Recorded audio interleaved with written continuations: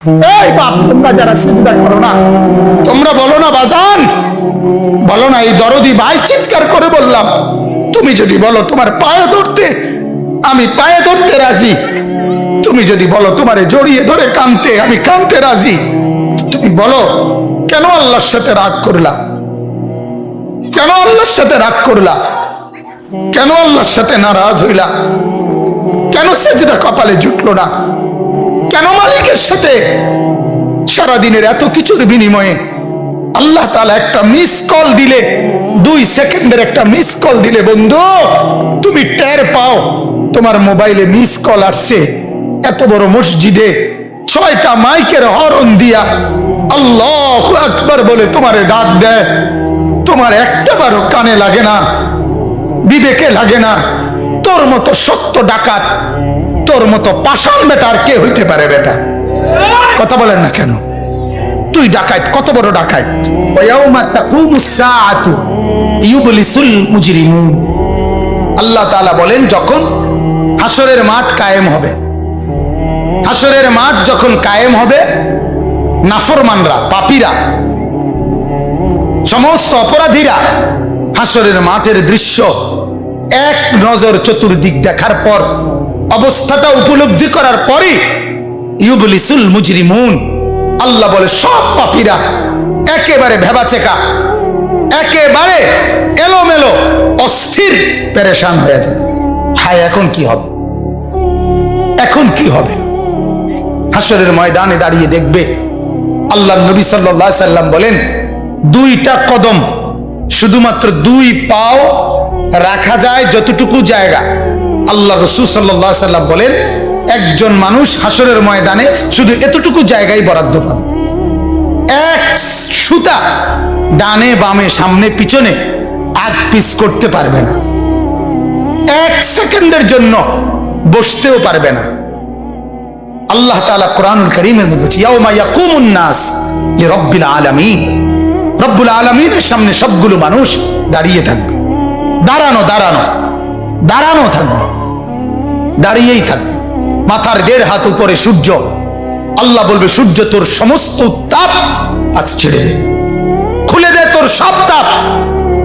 পায়ের নিচের জমিন উত্তপ্ত তামার মতো উত্তপ্ত হয়ে যাবে।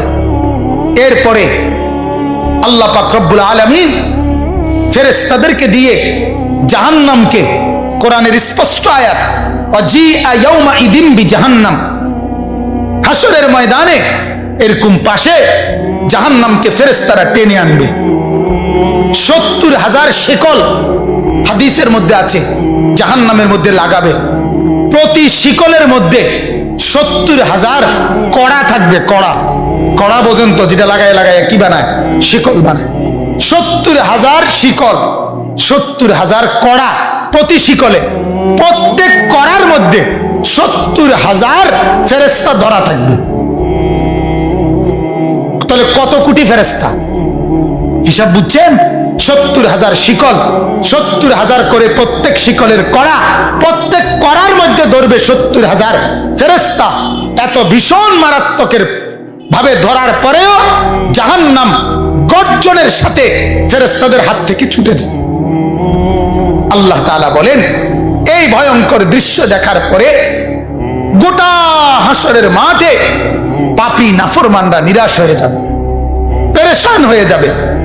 এরপরে বলবে, আল্লাহ তাআলা বলেন ওয়ালাম ইয়াকুন লাহুম মিন শুরাকাইহিম শুফাআ।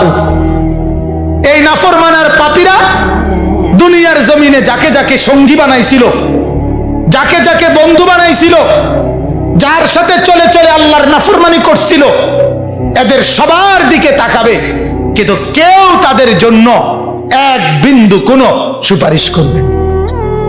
কি রে বন্ধু, একসাথেই বনবিড়ি খাইতাম, অনকুদুর কও না কি করতাম?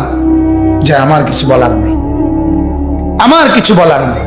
এরপর আল্লাহ বলেন ওয়াকানু বিশুরাকাইহিম কাফিরিন।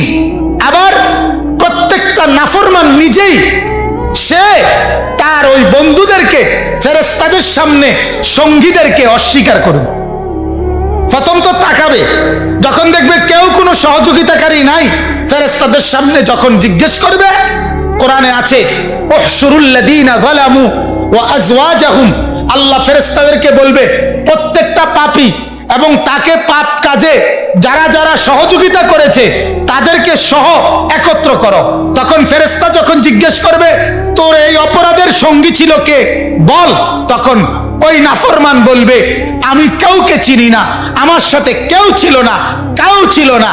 আল্লাহ বলে ওই সঙ্গী তাকে অস্বীকার করবে, সে সঙ্গীকে অস্বীকার, কেউ কারোর জন্য থাকবে না, কেউ কারোর জন্য থাকবে।